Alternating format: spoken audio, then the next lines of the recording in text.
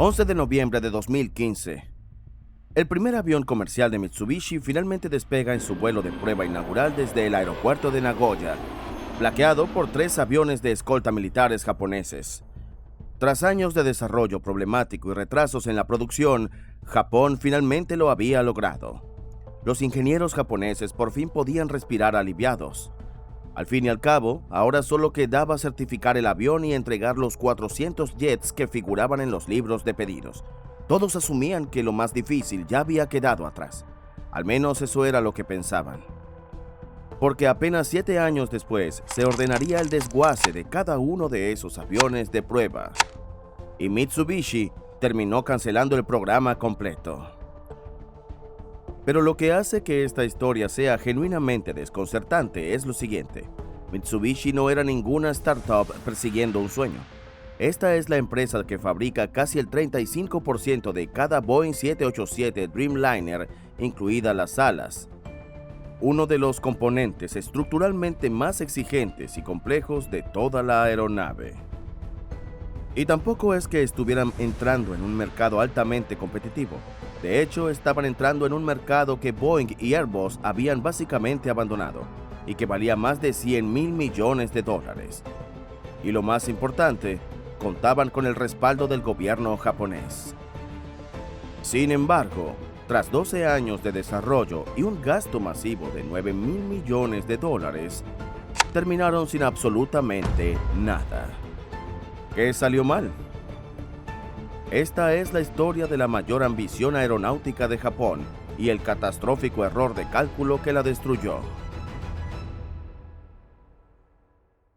Pero antes de entender por qué este programa fracasó de forma tan espectacular, debemos comprender primero la complicada relación de Japón con la aviación comercial. Antes de la Segunda Guerra Mundial, Japón contaba con una próspera industria aeronáutica. Empresas como Mitsubishi, Kawasaki y Fuji habían entrado en el sector aeroespacial por indicación del gobierno, desarrollando aeronaves militares cada vez más sofisticadas a lo largo de la década de 1930. Pero cuando Japón perdió la guerra, las autoridades de ocupación aliadas desmantelaron sistemáticamente la industria aeronáutica japonesa. Impusieron una prohibición total sobre el desarrollo de aeronaves, una prohibición que duró 7 años y que más adelante resultaría ser catastróficamente determinante. Esos 7 años coincidieron con una de las transiciones más trascendentales en la historia de la aviación: el paso de los aviones de hélice a los de reacción, mientras Japón se veía obligado a mirar desde un lado. Y cuando finalmente se levantó la prohibición, las empresas japonesas se encontraron tecnológicamente obsoletas, sin los conocimientos necesarios para construir aeronaves modernas ni experiencia en la venta a aerolíneas comerciales. Pero eso no impidió que Japón lo intentara. Poco después de la guerra, Japón intentó construir un avión comercial llamado NAMC YS-11, un turbohélice que realizó su primer vuelo en 1962. El Ministerio de Comercio Internacional e Industria de Japón, con el objetivo de reemplazar los envejecidos Douglas DC-3 en rutas domésticas cortas, alentó a un consorcio de empresas japonesas, incluida Nihon Aircraft Manufacturing Corporation, a diseñarlo y construirlo. Sin embargo, ese proyecto resultó ser un desastre desde el punto de vista comercial, logrando vender apenas 161 unidades antes de que la producción se detuviera en 1974, acumulando una pérdida masiva de $600 millones. A pesar de ello, este desastre resultó ser una bendición disfrazada. El fracaso del YS-11 le enseñó a Japón una dura lección. Construir aeronaves comerciales requería capacidades que no poseían. Así que en lugar de seguir invirtiendo dinero en una batalla que no podían ganar, los fabricantes japoneses tomaron un camino diferente. Se convertirían en proveedores de Boeing y Airbus, desarrollando gradualmente experiencia y capacidades a través de acuerdos de transferencia tecnológica y alianzas estratégicas. La estrategia funcionó brillantemente. A lo largo de 3 décadas, las empresas japonesas se volvieron indispensables para la cadena de suministro de Boeing, fabricando componentes cada vez más sofisticados, desde estructuras básicas hasta ensamblajes compuestos avanzados. Para la década de 2000, la industria aeroespacial de Japón se había transformado. poseyendo capacidades de fabricación avanzadas, profundo conocimiento técnico y sólidas relaciones con los principales fabricantes de aeronaves del mundo. Este crecimiento coincidió con un acontecimiento que resultaría crucial para los fabricantes de aviones pequeños. A mediados de la década de 2000, Boeing había descontinuado su modelo 717 y la serie MD-80 de McDonnell Douglas se desvanecía en la obsolencia, dejando a las aerolíneas de todo el mundo desesperadas por contar con aviones eficientes, capaces de atender rutas con 100 a 150 pasajeros. Boeing y Airbus sí ofrecían versiones acortadas del 737 y el A320, pero eran aeronaves que conservaban el peso estructural y las alas sobredimensionadas de sus hermanos mayores, características de diseño que encarecían dolorosamente sus costes operativos. Las ventas de estas variantes más pequeñas tampoco eran buenas. Como resultado, ambos fabricantes parecían aceptar que ese segmento de mercado simplemente no valía la inversión. Pero donde Boeing y Airbus veían un nicho no rentable, Japón veía una oportunidad. Los analistas del sector proyectaban en ese momento un sólido crecimiento en el mercado de jets regionales, con estimaciones que sugerían una demanda de casi 4.500 aeronaves para 2028, lo que representaba más de $100.000 millones en ventas potenciales. Estos videos requieren mucho tiempo e investigación. Así que si te gusta, por favor dale un me gusta y suscríbete para apoyar el canal. Así, en 2008, Japón lanzó oficialmente el programa Jet Regional y seleccionó a Mitsubishi Heavy Industries para liderarlo. Esta elección tenía todo el sentido. Mitsubishi era una de las empresas más grandes y prestigiosas de Japón, un conglomerado con profunda experiencia en múltiples industrias. Y lo que es más importante, era el mayor contratista de defensa de Japón, produciendo activamente cazas F-15 y F-2 bajo licencia. Comprendían la fabricación aeroespacial en los más altos niveles de precisión y rendimiento. Además, Mitsubishi ya era un proveedor clave de Boeing, suministrando casi el 35% de cada Boeing 787 Dreamliner, incluidas las alas principales de la aeronave, uno de los componentes técnicamente más desafiantes. Si alguien podía aprovechar las capacidades existentes para convertirlas en un programa de aeronave completo, ese era Mitsubishi. Mitsubishi posicionó el MRJ como el jet regional tecnológicamente más avanzado del mundo. Los pasajeros disfrutarían de amplios compartimentos superiores y grandes ventanas, haciendo que la experiencia se sintiera exclusiva en lugar de agobiante. Pero el verdadero argumento de venta era la eficiencia de combustible. Mitsubishi afirmaba que su diseño y la elección del motor lograrían un 20 o 30% menos de consumo de combustible que sus competidores.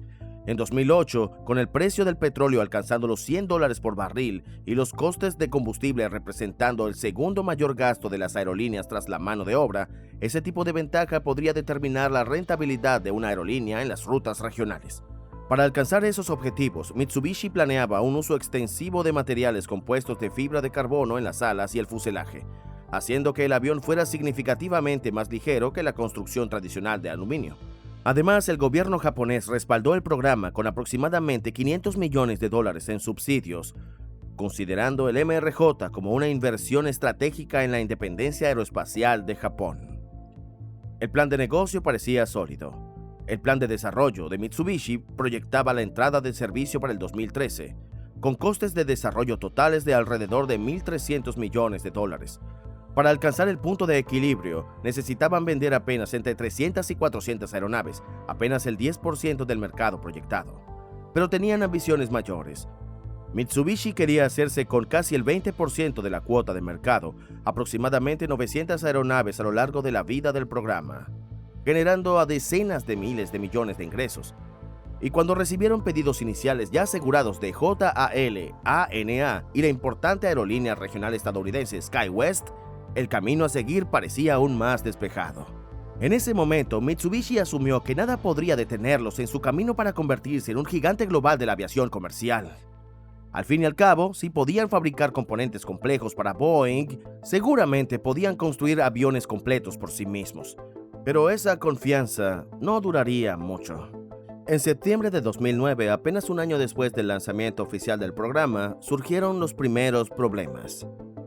El concepto original del MRJ presentaba un diseño en el que las alas principales estaban inclinadas hacia atrás en un ángulo pronunciado, una configuración aerodinámica que ofrecía ciertas ventajas de rendimiento, pero que requería un diseño estructural significativamente más robusto. Se suponía que estas alas incorporarían materiales compuestos de fibra de carbono en gran medida, aprovechando las mismas técnicas avanzadas de fabricación que Boeing utilizaba en el 787 Dreamliner. Sin embargo, Mitsubishi decidió repentinamente cambiar todo el diseño. Las alas principales se fabricarían ahora en aluminio tradicional y solo la cola horizontal conservaría la construcción en composites, reduciendo el contenido de materiales compuestos del avión del 30% a quizás entre el 10 y el 15%. Aunque la explicación oficial de este drástico rediseño fue vaga, los observadores del sector sospechaban que se debía a restricciones en la cadena de suministro. Toray Industries, el proveedor exclusivo de composites de carbono de Boeing en Japón, ya estaba produciendo cantidades sin precedentes en composites avanzados para el 787 Dreamliner. Añadir otro programa de aeronave con uso intensivo de composites a esta carga de trabajo, especialmente en el ajustado calendario de Mitsubishi, podría haber llevado su capacidad más allá del límite. Cualquiera que fuera la razón, las consecuencias fueron inmediatas. El primer vuelo se retrasó 6 meses, postergando las entregas a principios de 2014.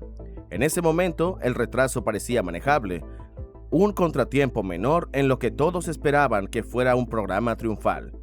Pero nadie había comprendido aún que esto era apenas el acto inicial de una cascada de fracasos que duraría una década. Resulta que Boeing había estado siguiendo el avance de Mitsubishi con considerable interés. Las dos empresas mantenían una alianza integral, resultado en parte de requisitos políticos que obligaban a Boeing a asignar producción a fabricantes japoneses. Un acuerdo de transferencia tecnológica que Japón había aprovechado brillantemente para desarrollar capacidades nacionales. Así que, para cumplir con el plazo de 2014, los ejecutivos de Boeing hicieron una sugerencia genial que en retrospectiva podría haber salvado todo el programa: usar la cabina de mando del Boeing 737 para el MRJ. La propuesta tenía un enorme sentido empresarial. Mitsubishi podría aprovechar la red de suministro global de Boeing, logrando economías de escala imposibles para un programa emergente. Los pilotos ya familiarizados con la cabina del 737 necesitarían una formación adicional mínima, haciendo el avión más atractivo para las aerolíneas. Además, habría permitido a Boeing comercializar el avión bajo su propio nombre en el mercado estadounidense, proporcionándole a Boeing una alternativa moderna y lista para usar en un segmento de mercado en el que no tenía ninguna oferta competitiva. Pero había un problema. La política del gobierno japonés exigía que al menos el 30% del avión tuviera origen nacional. Y aceptar la cabina de Boeing habría dificultado considerablemente el cumplimiento de ese umbral. Además, Japón quería más que un simple avión. Quería demostrar capacidad tecnológica propia. Así que Mitsubishi rechazó la oferta de Boeing y siguió adelante con su propio diseño, una decisión que más adelante les atormentaría. Pero mientras Mitsubishi avanzaba por su cuenta, enseguida se topó con obstáculos que nunca había anticipado. Cuando Boeing o Airbus necesitan piezas, los proveedores priorizan esos pedidos. Estos dos gigantes producen cientos de aeronaves al año, ofreciendo a los proveedores volumen garantizado, economías de escala y flujos de ingresos predecibles, lo que les otorga un enorme poder de negociación sobre los competidores más pequeños. Los proveedores organizan todos sus calendarios de producción en torno a los plazos de entrega de Boeing y Airbus, mientras todos los demás esperan. Mitsubishi se encontró atrapada en ese nivel secundario. Cuando los componentes críticos no estaban disponibles, la producción se detenía. Los calendarios se retrasaban, los costes se disparaban. En algunos casos, los proveedores cobraron a Mitsubishi significativamente más que a Boeing por piezas idénticas. La penalización por ser un cliente pequeño y sin trayectoria en una industria construida alrededor de la escala. Pero tras años de pesadillas en la cadena de suministros y retrasos acumulados, Mitsubishi por fin tenía algo que celebrar. En octubre de 2014, 6 años después del inicio del programa y con 2 años de retraso, el primer MRJ salió de la planta de Magoya ante un público de funcionarios gubernamentales, ejecutivos de aerolíneas y prensa. Después de todo, esto representaba el primer avión comercial de fabricación propia de Japón en medio siglo. Un vuelo inaugural llegó 13 meses después.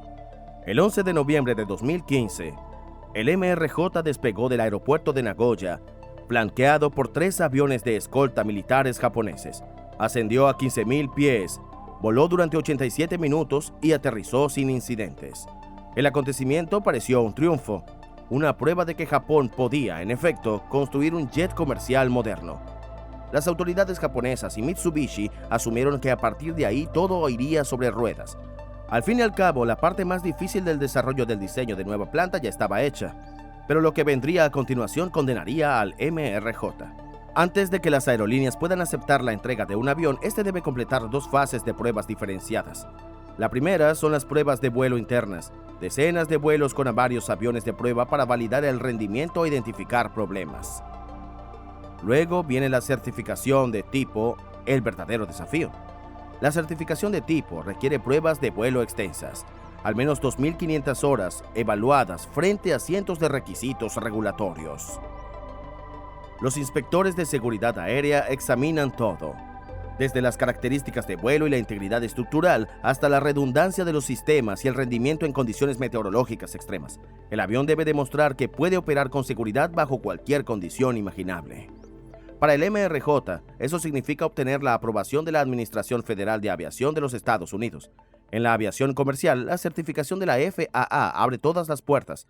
Las aerolíneas de todo el mundo la tratan como el estándar definitivo y la aceptan sin necesidad de realizar sus propias revisiones independientes. Pero mientras Mitsubishi se preparaba para las pruebas de certificación, el alcance del trabajo quedó claro. En enero de 2016 anunciaron otro retraso. Las entregas se posponían ahora al tercer trimestre de 2018, 5 años completos por detrás del calendario original. Si bien esto fue devastador para las aerolíneas que esperaban el avión, para Mitsubishi, este retraso tenía consecuencias que iban más allá de un simple deslizamiento en el calendario.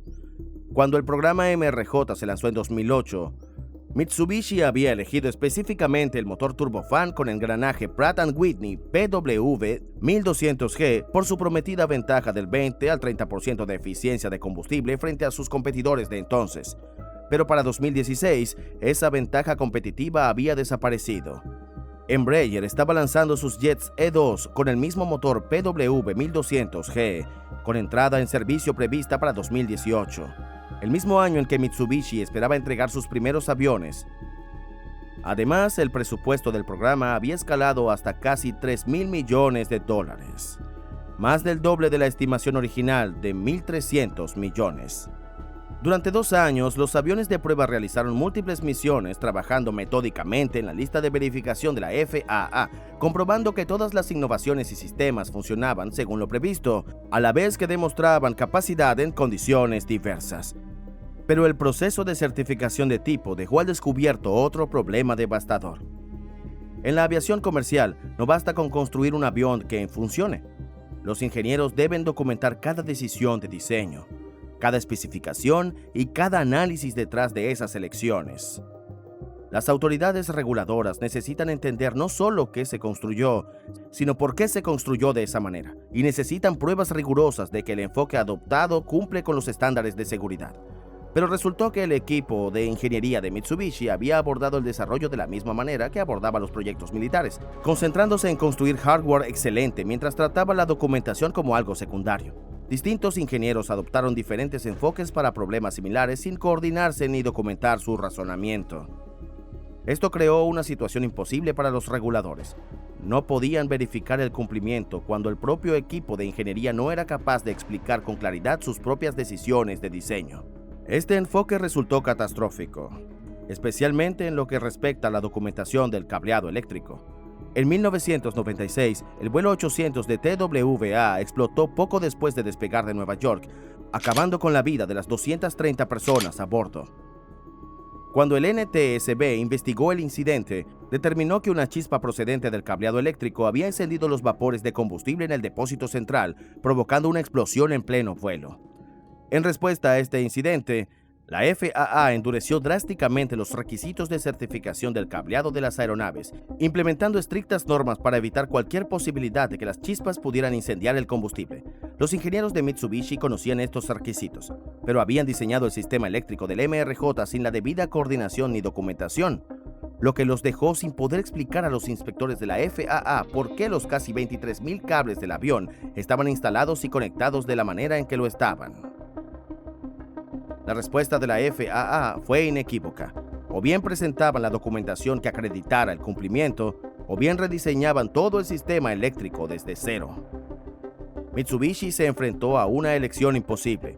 Podían intentar elaborar retrospectivamente la documentación de 23,000 cables individuales, reconstruyendo años de decisiones de ingeniería no documentadas que quizás resultaría imposible justificar.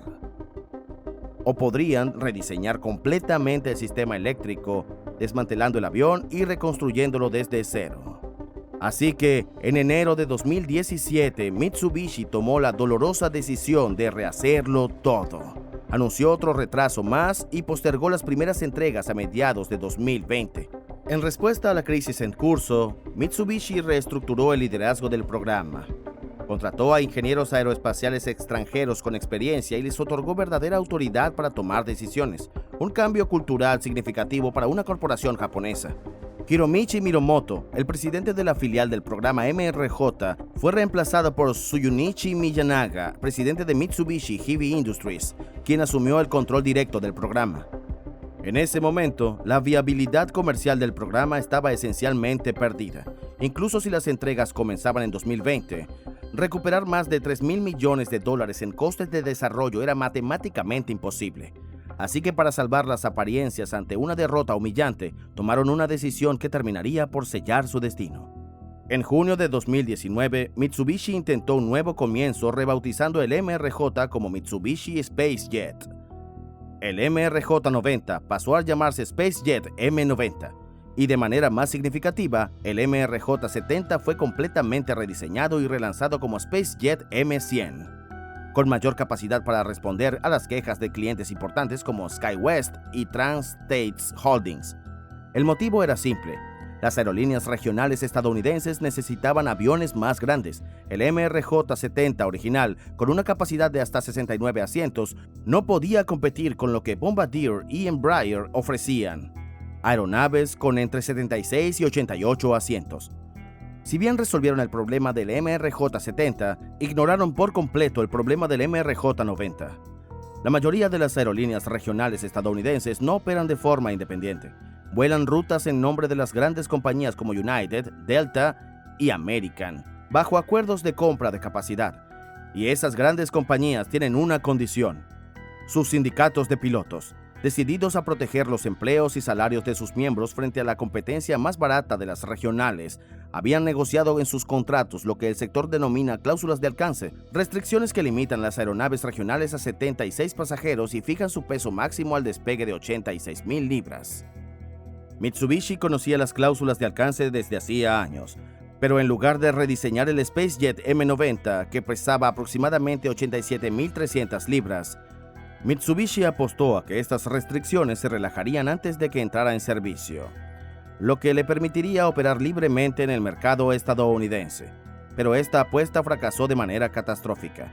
Los sindicatos de pilotos se negaron a ceder en el límite de 86,000 libras y el MRJ-90 quedó legalmente prohibido para las operaciones regionales en Estados Unidos, con tan solo 1,300 libras de diferencia con respecto al límite de elegibilidad. A pesar de este contratiempo, Mitsubishi esperaba que el SpaceJet M100 más pequeño pudiera salvar el programa, pero en marzo de 2020, cuando los confinamientos por la pandemia paralizaron los vuelos de certificación de tipo, esta esperanza se evaporó por completo.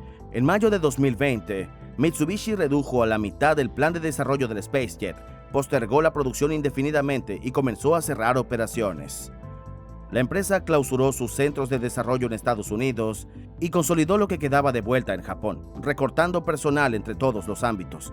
El golpe final llegó en octubre de 2020, cuando Mitsubishi suspendió todo el desarrollo del SpaceJet M90 y despidió al 95% de la plantilla de Mitsubishi Aircraft. Solo quedó un equipo mínimo, suficiente para preservar la documentación de certificación mientras se esperaba una recuperación anticipada del transporte aéreo en 2024. Pero esa recuperación nunca llegó a importar. En febrero de 2023, Mitsubishi canceló oficialmente todo el programa. y ordenó el desguace de los aviones de prueba restantes. Tras casi $9,000 millones y 12 años de desarrollo, el programa que debía transformar a Japón en una potencia aeroespacial terminó sin entregar ni una sola aeronave a ningún cliente.